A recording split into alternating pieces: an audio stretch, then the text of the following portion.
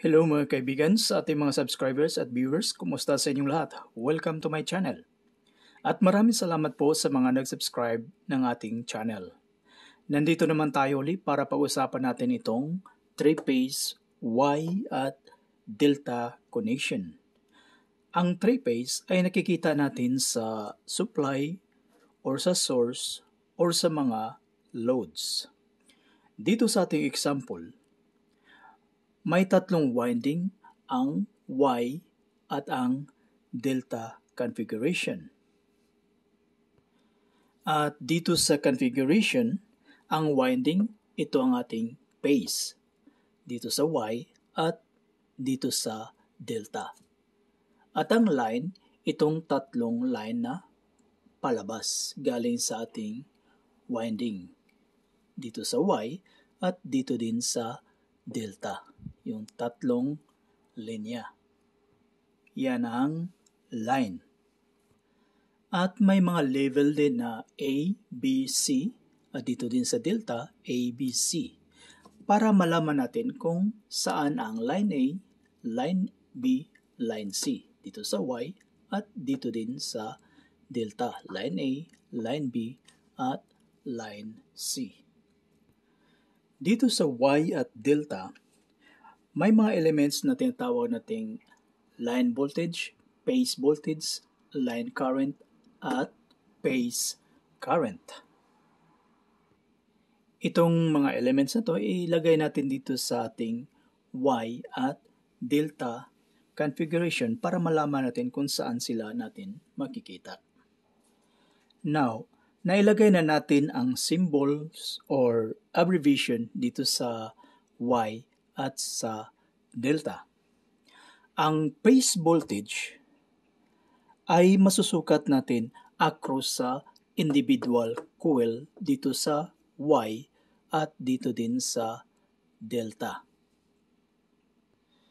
So diyan ang phase voltage. Ang line voltage ay masusukat natin dito sa bawat dalawang linya. For example, dito sa line A at line B, masusukat natin ang line voltage. Sa line A at line C, mamimeasure natin ang line voltage. At sa line B at line C, makukuha din natin ang line voltage. At dito naman sa Delta, sa line A, line B, yan susukat natin ang line voltage. Sa line A, line C, makukuha din natin ang line voltage. At line B, line C, mamimeasure din natin ang value ng line voltage. So, bawat dalawang linya makukuha or mamimeasure natin ang value ng line voltage both sa Y at Delta connection. Sa current naman, ang phase current ay masusukat natin dito sa individual component dito sa Y at sa Delta. So ang current na dumadaloy dito sa coil or winding, ito ang tinatawag nating phase current dito sa Y at dito din sa Delta. At ang line current ay mamimeasure natin dito sa bawat linya. For example, dito sa line A, makukuha natin ang value ng line current.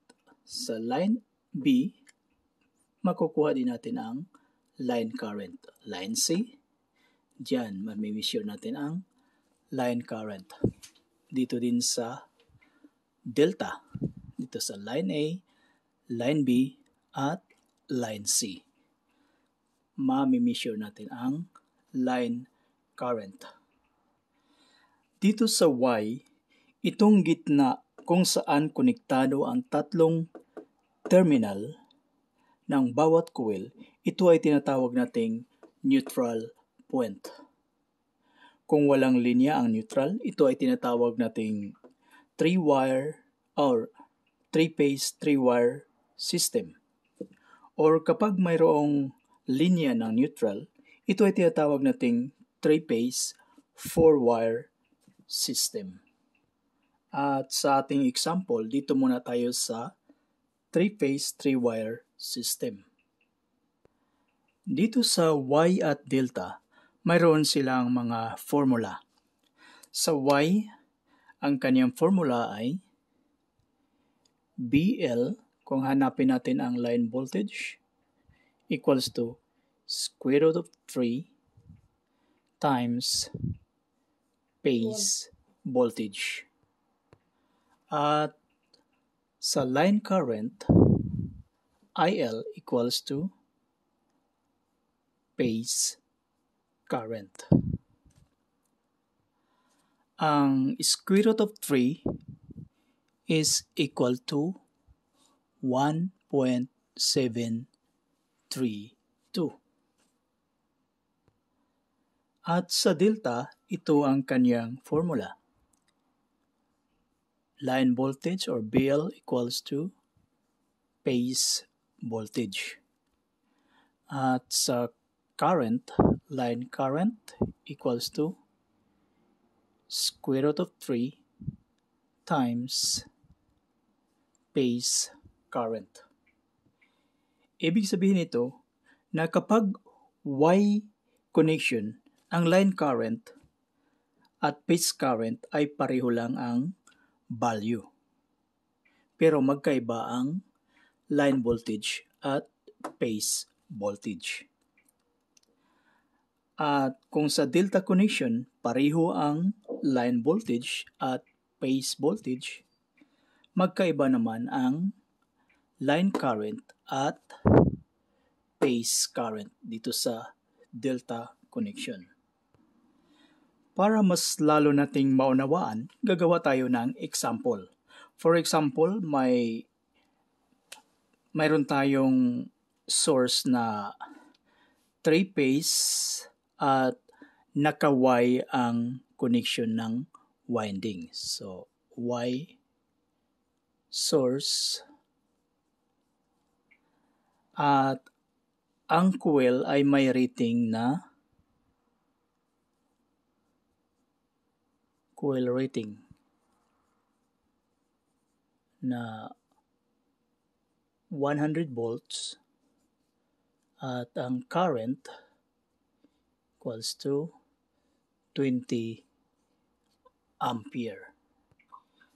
Kapag sinasabing rating, ito ang maximum value ng voltage at current na kayang i-handle ng coil dito sa Y connection. Since ang winding o coil ay ang phase, so ang value ng phase voltage ay 100 volts. So, bawat coil ay 100 volts. Dito din is 100 volts. At ang phase current ay 20 amps.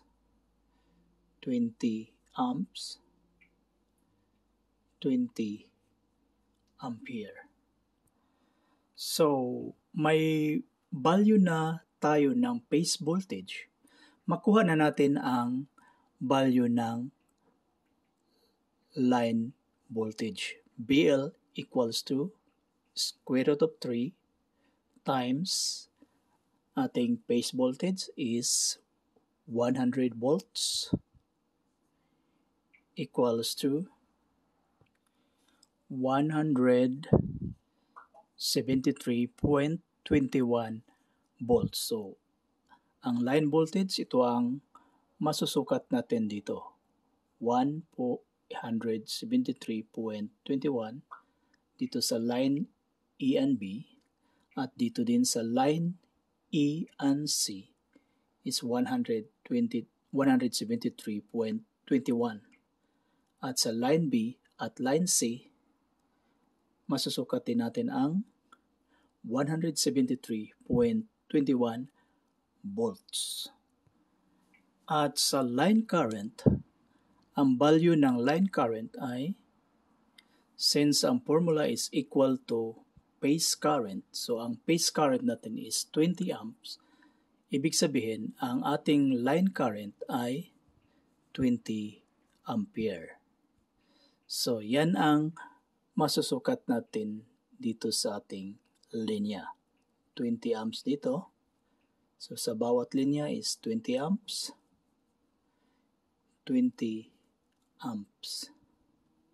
So yan ang line current. Kasi nakikita ninyo, isa lang ang dinadaluyan ng ating current. Galing sa line, papunta sa phase. Kaya magkapareho ang value ng phase current at line current dito sa ating Y connection. So yan ang calculation dito sa Y. Ito ang line current, ito ang line voltage. Now, galing dito sa Y connection, i-reconnect natin papuntang delta connection. Ibig sabihin, tinanggal natin ang connection ng Y at ginawa nating delta connection. At dito sa delta connection, ang value ng phase voltage ay 100 volts. So sa bawat isa is 100 volts. Dito din is 100 volts. Kasi pareho ang coil na ginagamit natin. So ang value ng rating ng coil is 100 volts at 20 amps. So ang phase current din dito sa delta is 20 amps. 20 amps. 20 amps. Now, may value na tayo ng phase voltage at phase current. Based sa ating formula, ang line voltage is equal to phase voltage. So, ibig sabihin, ang masusukat natin na voltahe dito sa line A, line B ay 100 volts. Sa line A, line B, line E, line C is 100 volts. At line B, line C is 100 volts. Yan ang ating line voltage. At sa line current naman, based sa formula, IL equals to square root of 3 times phase current. Ano ang value ng phase current? 20 amps equals to 34.64 ampere. So, ito ang current na masusukat natin dito sa linya ng delta connection. 34.64 amps. Dito is ganon din, 34.64 amps. Dito sa line C, 34.64 amps. So, magkaiba ang phase current at line current dito sa delta connection. So, nakikita natin ang kaibahan ng Y at delta connection. Dito sa Y connection, nakuha natin ang dalawang value ng voltage. Isa ang dito sa phase voltage at iba din ang dito sa ating line voltage.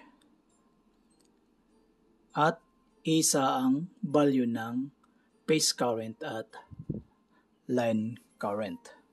At dito sa delta connection, isa lang ang voltage na nakuha natin. Kasi isa ang value ng phase voltage at line voltage. Pero naiba ang value ng current. Bali, tumataas ang line current kapag delta connection. At ngayon, kukunin din natin ang KVA dito sa Y connection. So, KVA. So, sa pagkuha ng KVA, gagamitin natin ang BA. Kasi sa K is times 1,000. So, dito tayo sa BA. BA equals square root of 3 times, kung gagamitin natin ang line current at line voltage, so BL times IL. So square root of 3 times value ng ating line voltage is 173.21 volts times line current is 20 amps equals to 6,000 BA, or kung i-convert natin into KVA, 6,000 divided by 1,000 equals 6 kVA. So yan ang ating KVA dito sa ating Y connection. At ibang formula, kung gagamitin natin ang phase voltage at phase current, ganito din ang magiging formula. 3 times phase voltage times phase current. So ano ang value ng phase voltage? Phase voltage is 100 volts times 20 amps. Value ng phase current equals to 6,000 BA, or convert natin ang KVA, 6 kVA. At dito naman sa delta, pareho din ang formula. BA equals to square root of 3, kung line voltage, ganun din. BL times IL equals to square root of 3. Value ng ating line voltage is 100 volts times value ng ating line current is 34.64 amps equals to 599.8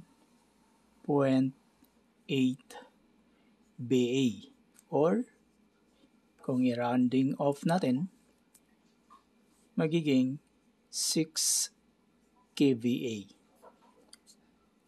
So pareho lang din ang KVA dito sa delta at saka sa Y connection. At kung phase voltage naman ang gamitin natin at phase current, pareho lang din ang formula dito sa ating calculation dito sa Y. So 3 times